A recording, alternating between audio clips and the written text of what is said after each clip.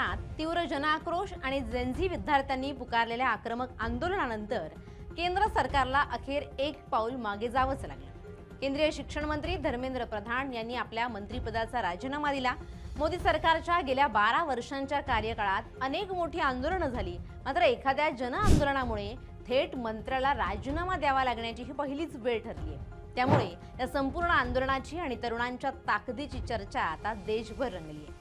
धर्मेंद्र प्रधानांच्या राजीनाम्यानंतर कॉकरोच जनता पार्टीचे संस्थापक अभिजित दिपके यांनी एक वाक्य उच्चारलं, ते म्हणजे वी डन इट।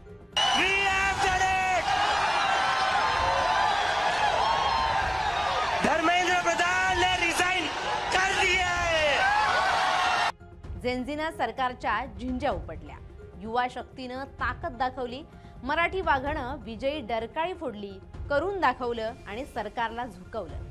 दिल्लीच्या जंतर मंतर मैदानावर देशभरातील हजारो विद्यार्थ्यांनी आणि तरुणांनी पुकारलेल्या तीव्र संघर्षामुळे अखेर केंद्र सरकारला नमतं घ्यावं लागलं आणि केंद्रीय शिक्षण मंत्री धर्मेंद्र प्रधान यांनी आपल्या पदाचा राजीनामा मोदींकडे सुपूर्द केला।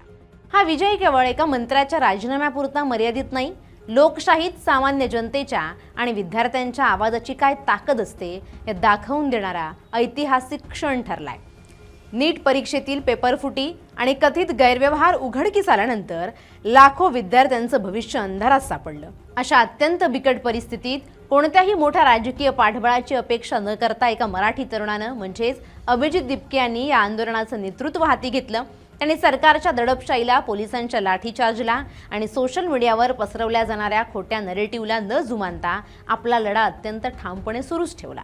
या संपूर्ण आंदोलनादरम्यान प्रशासनानं आंदोलन दडपण्याचे अनेक प्रयत्न केले। आंदोलक विद्यार्थ्यांवर लाठीचार्ज करण्यात आला, काहींना ताब्यात घेण्यात आलं, मात्र विद्यार्थ्यांची एकजूट आणि कॉकरोच जनता पार्टीच्या कार्यकर्त्यांची चिकाटी तसूभरही कमी झाली नाही। जंतर मंतरवरील या आंदोलनाला सोनम वांगचुक यांच्यासारख्या अनेक विचारवंतांनी आणि सामाजिक कार्यकर्त्यांनी प्रत्यक्ष पाठिंबा दिला, ज्यामुळे या लढ्याला अधिक नैतिक बळ मिळालं।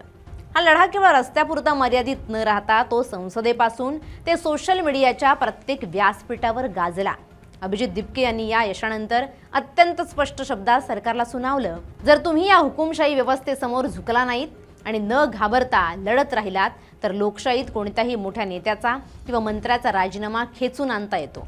लोकशाहीमध्ये जनतेचा आवाज सर्वोच्च असतो आणि जर सत्ताधारी योग्य काम करत नसतील तर त्यांना वठणीवर आणण्याची ताकद देशातील तरुण आणि जेनझी पिढीमध्ये आहे, हेच या विजयी डरकाळीनं सिद्ध केलंय।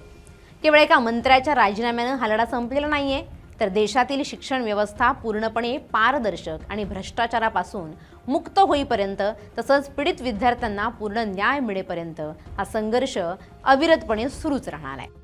मोदी सरकारला झुकवलेल्या अभिजित दिपकेंनी जंतर मंतरवरून विजयी हुंकारात माय मराठीतून गर्जना केली आहे। चुकीच्या माणसासोबत पंगा घेतला होता, मराठे मोडतील पण वाकणार नाहीत, असं अभिजित दिपकेंनी ठणकावलं।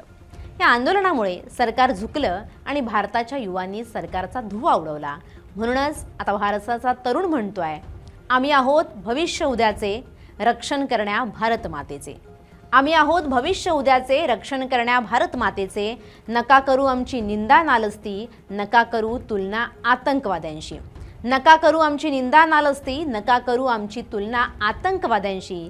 ताकद आहे आमची हिमालयाची, ताकद आहे आमची हिमालयाची। Bureau report, LS Marathi.